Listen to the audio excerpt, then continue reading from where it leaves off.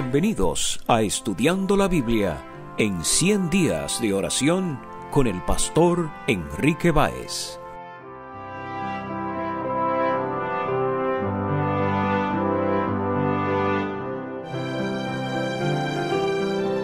Hola, te saluda el pastor Enrique Báez.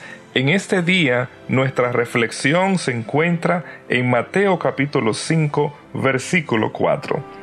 Bienaventurados los que lloran, porque ellos recibirán consolación.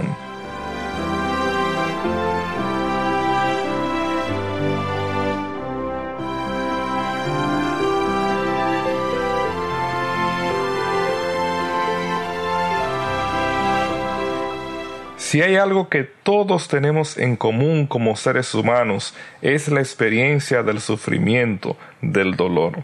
En esta bienaventuranza, Jesús está anticipando que la experiencia presente será tornada en bendición. Este verbo que se traduce llorar, los que lloran, aparece en el Nuevo Testamento en 10 ocasiones, y en el Antiguo Testamento traduce el verbo hebreo abal, que significa hacer duelo, estar de luto, de manera similar como ocurre en este versículo de Mateo 5:4. En varias ocasiones en el Antiguo Testamento se va a utilizar este verbo para hablar de la pérdida humana, como aparece en Génesis 37, versículo 34, cuando se relata que Jacob hace luto al enterarse de que su hijo José había muerto, aunque sabemos que no era cierta la noticia que sus hijos le habían dado, pero el texto dice que Jacob guardó luto. Ahí se utiliza esa expresión. Y ese texto de Génesis 37-34 es interesante porque en el próximo versículo 35 se habla de que los hijos trataron de consolarlo. Es decir, que ambas raíces relacionadas con este pasaje, o los términos griegos que se usan en este pasaje de Mateo 5:4, están conectadas. Además, el Antiguo Testamento va a hablar acerca de el lamento, el sufrimiento, el lloro por la separación de un ser amado, como es registrado en 2 Samuel capítulo 13 versículo 37, o por recibir una visión desfavorable, como aparece en Daniel capítulo 10 versículo 6. Pero uno de los usos de esta raíz de hacer lamento o estar de duelo en el Antiguo Testamento se utiliza en el contexto del sufrimiento o el lamento que se experimenta al ver que el pueblo de Dios ha cometido pecado. Esa es la experiencia que se registra en Esdras capítulo 10 versículo 6, donde el texto dice que se levantó luego Esdras de delante de la casa de Dios y se fue a la cámara de Johanán, hijo de Eliasib, e ido allá no comió pan ni bebió agua, porque se entristeció, se lamentó a causa del pecado de los del cautiverio. En el Evangelio de Mateo capítulo 5 versículo 4, nosotros podemos entender que los hijos de Dios sufren y padecen. Y claro, hay múltiples razones, como ya expresamos. Este verbo griego penteo se usa para hablar de la ausencia o la pérdida de un ser amado, como es registrado en Marcos 16:10 o Mateo 9:15.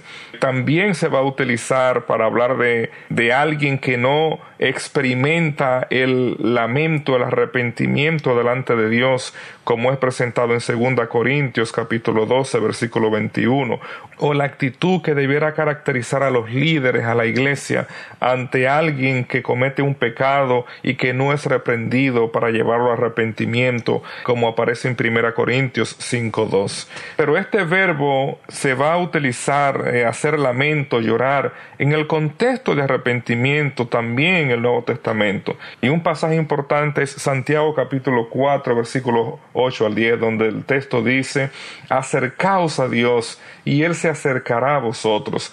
Pecadores, limpiad las manos, y vosotros los de doble ánimo, purificad vuestros corazones, afligíos y lamentad y llorad. vuestra risa se convierte en lloro y vuestro gozo en tristeza. Humillaos delante del Señor y Él os exaltará.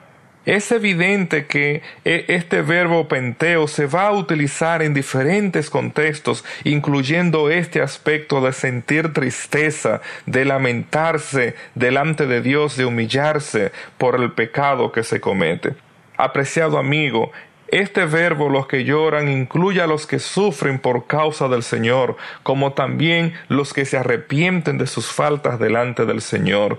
Todo sufrimiento nuestro es una consecuencia última del pecado. De ahí que Dios ha prometido tornar nuestras lágrimas en gozo. Y por supuesto, la bienaventuranza implica que tú y yo seremos consolados. Cuando miramos esa bienaventuranza, que los que lloran recibirán consolación, la construcción verbal en el griego es un pasivo divino, lo que implica que el sujeto es Dios. La bienaventuranza es que tú y yo seremos consolados por el mismo Dios. En la tradición rabínica, los rabinos con frecuencia llamaban al Mesías Menahem, que significa en hebreo el consolador. Y esa tradición está, verdad, verificada aún en el texto sagrado, cuando en Lucas 2:25 se presenta la venida del Mesías como la consolación de Israel. Y por supuesto,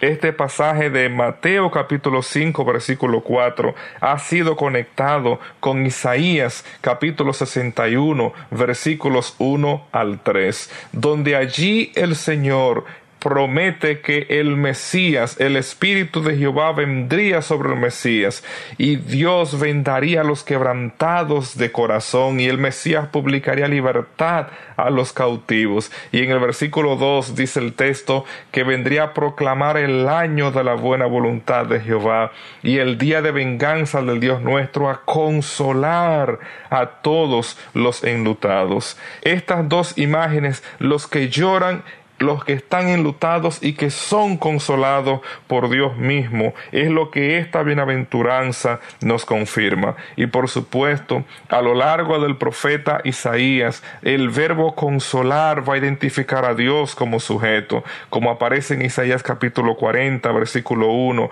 consolaos, consolaos, pueblo mío, dice vuestro Dios. Así Isaías capítulo 57, versículo 18 nos dice, he visto sus caminos, pero les sanaré y le pastorearé y le daré consuelo a él y a sus enlutados. Sí, apreciado amigo, todo nuestro lloro, todo nuestro sufrimiento encuentra un fin y encontrará un final completo con nuestro Señor Jesucristo.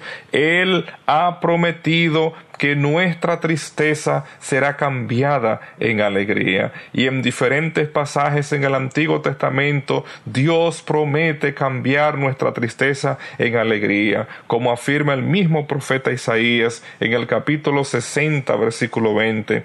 No se pondrá jamás tu sol, ni menguará tu luna, porque Jehová te será por luz perpetua y los días de tu luto serán acabados. De manera similar, Isaías capítulo 66 versículo 10 así lo afirma Jeremías capítulo 31 versículo 13. Y por supuesto, un texto del Nuevo Testamento que todos conocemos es Apocalipsis 21:4, donde Dios promete enjugar todas nuestras lágrimas, y ya no habrá muerte, ni habrá más llanto, ni clamor, ni dolor, porque las primeras cosas pasaron. Apreciado amigo, Jesús es la consolación que nosotros recibimos cada día a través del Espíritu Santo. Mediante el estudio de su palabra somos consolados, como afirma Romanos capítulo 15, versículo 4. Y 2 Tesalonicenses capítulo 2, versículo 16, el apóstol nos afirma que Jesús nos da consolación.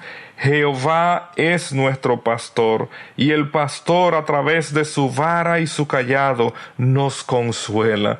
La palabra que se traduce en el Salmo 23, versículo 4, como aliento, es la misma palabra para consuelo. En el día de hoy, independientemente cuál sea tu sufrimiento, tu dolor, tu tristeza, Jesús promete consolarnos. Él promete cambiar nuestra tristeza en gozo.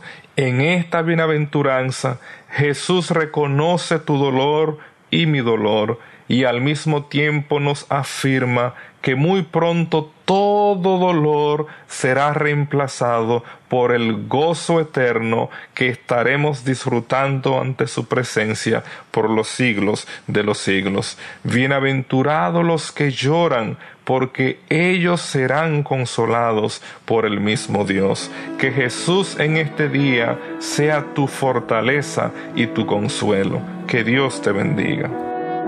Yo sé del dolor amargo, no sé qué dirá el mañana, se confunde el bien y el mal en mí.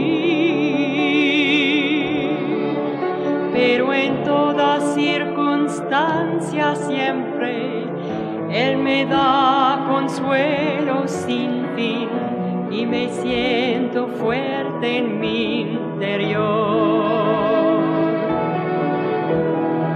A través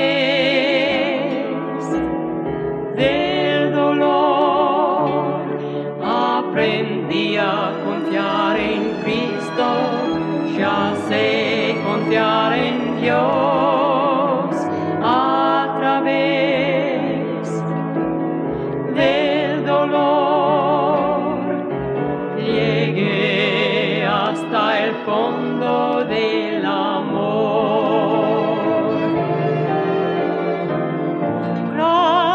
Por mis dolores y también mis alegrías, gracias a Dios por mis tormentas,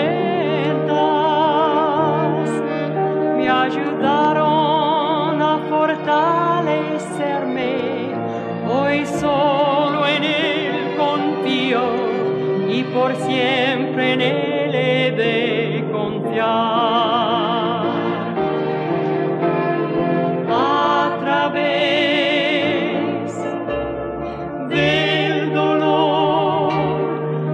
Aprendí a confiar en Cristo, ya sé confiar